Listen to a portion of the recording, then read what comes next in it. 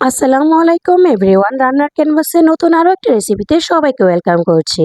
আজকে তৈরি করে দেখাবো সবার প্রিয় ছোট থেকে বড় মজাদার একটা বড়ি আচার রেসিপি। আর এই আচারটা সংরক্ষণ করতে পারবেন বছর জুড়ে, সেই পদ্ধতিও আজকে আপনাদের সাথে শেয়ার করব। চলুন তাহলে কথা না বাড়িয়ে মূল রেসিপিতে ফিরে যাই। আজকে এই বড়ি আচারটা তৈরি করার জন্য এখানে নিয়ে নিয়েছি 2 কেজি শুকনো বড়ি। আর বড়িটাকে বোটা ফালিয়ে আমি ধুয়ে চালনিতে রেখে দিয়েছি, এতে করে বড়ির গায়ে যে এক্সট্রা পানিটা আছে সেটা ঝরে যাবে। আচার তৈরি করার জন্য অবশ্যই ভালো দেখে বড়ি নিতে হবে। আর এই বড়িগুলো কিন্তু আমি নিজের হাতে শুকিয়ে নিয়েছি, বাজার থেকে কিনে তারপর এই বড়িগুলো আমি শুকিয়ে নিয়েছি।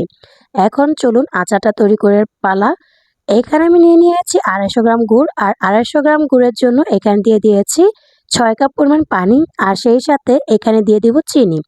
আমার যেহেতু এখানে গুড়ের পরিমাণ কম ছিল, এজন্য এখানে আমি চিনি দিয়ে দিচ্ছি। আপনারা চাইলে সম্পূর্ণ এই আচারটা গুড় দিয়ে করতে পারেন।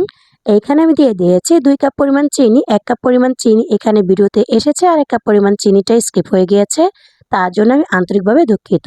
এই পর্যায়ে এখানে দিয়ে দিয়েছি 2টা তেজপাতা।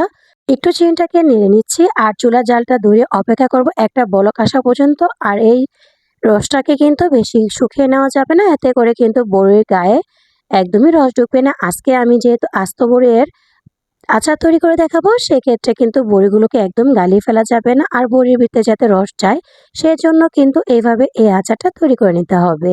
এখন যেহেতু একটা বলক চলে এসেছে, এই পর্যায়ে ধুয়ে রাখা বড়িগুলো এখানে দিয়ে দিয়েছি। এই পর্যায়ে এখানে দিয়ে দিয়েছি 1 টেবিল চামচ পরিমাণ লবণ। লবণটা দিয়ে ভালোভাবে বড়িগুলোকে মিশিয়ে নিচ্ছি।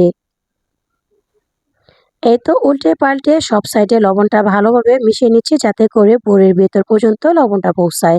এইভাবে করে আমি এই বড়িটাকে ঢাকনা দিয়ে ঢেকে কিছুক্ষণ জাল করতে বসিয়ে দিব। এই পর্যায়ে কিন্তু 4 থেকে 5টা বলক আনিয়ে নিয়েছি, নিশ্চয়ই দেখতে পেয়েছেন বড়িটা কিন্তু অনেকটাই কিন্তু কমে গিয়েছে। আর আমি এখন একটু দেখে দিচ্ছি ঠিক শিরাটা কি পর্যায়ে আছে। এই আচারটা যদি বছর জুড়ে সংরক্ষণ করতে চান, সেই পর্যায়ে এখানে দিয়ে দিতে হবে ভিনেগার। আমি এখানে 1/3 কাপ ভিনেগার দিচ্ছি। আর বাইরে যেই আচারগুলো পাওয়া যায়, আচারওয়ালা মামারা যে আচারগুলো তৈরি করেন, ওদের মতন ফ্লেভার আনতে চাইলে এখানে দিয়ে দিবেন 1 টেবিল চামচ পরিমাণ বিট লবণ। সেই সাথে দিয়ে দিয়েছি এখানে 2 টেবিল চামচ পরিমাণ 5 ফোড়ন গুঁড়া। আর 5 ফোড়নটা কিন্তু আমি শুকনো খোলায় টেলে গুঁড়ো করে নিয়েছি। আমি এখন একটু টেস্ট করে নিচ্ছি যে লবণটা একদম পারফেক্ট আছে কিনা। আমার কাছে একদমই পারফেক্ট মনে হয়েছে। এই পর্যায়ে দিয়ে দিয়েছি চিলি ফ্লেক্স। চিলি ফ্লেক্সটা দিয়ে আমি আবার মিশিয়ে নিচ্ছি। আর এই চিলি ফ্লেক্সটা করা কিন্তু একদমই সোজা। মরিচটাকে টেলে একদম ব্লেন্ডার বা হাতে গুঁড়া করে নিয়েছি। এই তো চিলি ফ্লেক্সটা মিশিয়ে নেওয়ার পর তৈরি হয়ে গেল আমার ঝটপট আস্ত বড়ির আচার। এই আচারটা খেতে কি যে মজা, তৈরি না করলে কিন্তু বুঝতেই পারবেন না। তো আমি আপনাদের সাথে এই আচারটা একটা ভেঙে শেয়ার করছি যে আচারটা কতটা পারফেক্ট, আর কতটা জুসি, আর কতটা লোভনীয় হয়েছে।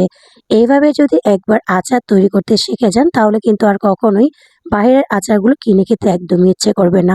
বাইরে কিন্তু অস্বাস্থ্যকর আর ধুলামোলা আচার থাকে, সেক্ষেত্রে কিন্তু সেটা আমাদের স্বাস্থ্যের জন্য একদমই ক্ষতিকর। তো আপনাদের সাথে আমি একটা আচার শেয়ার করছি, দেখেন ভিতরটা কতটা জুসি হয়েছে, আর একদম ভিতর পর্যন্ত কিন্তু রসটা পৌঁছে গিয়েছে। আশা করছি আজকের রেসিপি ভালো লেগেছে। আর রেসিপি ভালো লাগলে ভিডিওতে লাইক দিয়ে চ্যানেলটি সাবস্ক্রাইব করার অনুরোধ জানাচ্ছি। আজকে তবে এখানে বিদায় নিচ্ছি, দেখা হবে পরবর্তী ভিডিওতে। সবাই ভালো থাকবেন, সুস্থ থাকবেন। আল্লাহ হাফেজ, আসসালামু আলাইকুম।